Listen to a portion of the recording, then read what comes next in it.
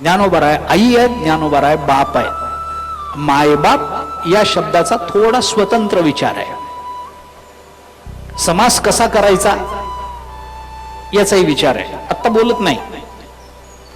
पण ज्ञानेश्वरीचा जर आपण विचार केला, संत वाङ्मयाचा जर आपण विचार केला, तर माय वेगळी बाप वेगळा असं चिंतन पुष्कळ ठिकाणी आहे. पण माय बापाची एकवाक्यता आपल्या संत वाङ्मयाने 3 ठिकाणी आणून दिली.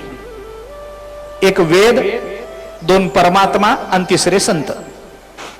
वेदाला आई पण म्हटलं, वेदाला बाप पण म्हटलं. परमात्म्याला आई पण म्हटलं, परमात्म्याला बाप पण म्हटलं.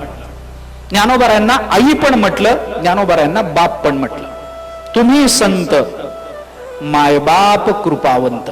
हे मायबाप म्हणणं काय?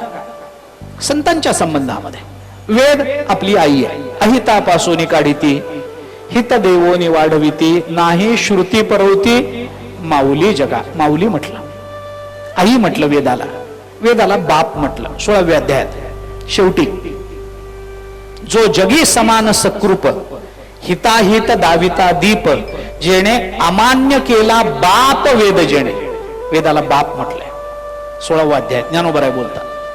परमात्म्याला आई म्हटलं, परमात्म्याला बाप म्हटलं. येग येग विठाबाई, माझे पंढरीचे आई. ते आता पुष्कळ आहे. तू माझी माऊली वगैरे वगैरे वगैरे अनेक प्रमाण. तर त्याच्याकरता सगळंच, तू माझी हरिणी, मी तुझे वगैरे, तू माझी पक्षिणी. आमच्याकडे तर अभंगच आहे नामदेवरायांचा. बस नामा म्हणे आई, धावलवल आहे आई.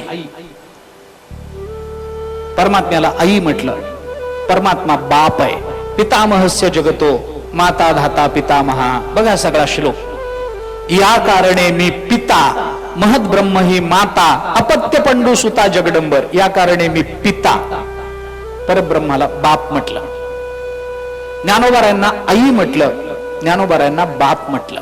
वेदशास्त्र देती ग्वाही, म्हणती ज्ञानाबाई आई. ज्ञानोबरायांना आई म्हटलंय आणि ज्ञानोबरायांना बाप म्हटलंय. नामा म्हणे आता लोपला दिनकर, बाप ज्ञानेश्वर समाधिस्थ. बाप. ज्ञानोबरायांना बाप म्हटलं, ज्ञानोबरायांना आई म्हटलं. वेदाला आई म्हटलं, वेदाला बाप म्हटलं. परमात्म्याला आई म्हटलं, परमात्म्याला बाप म्हटलं.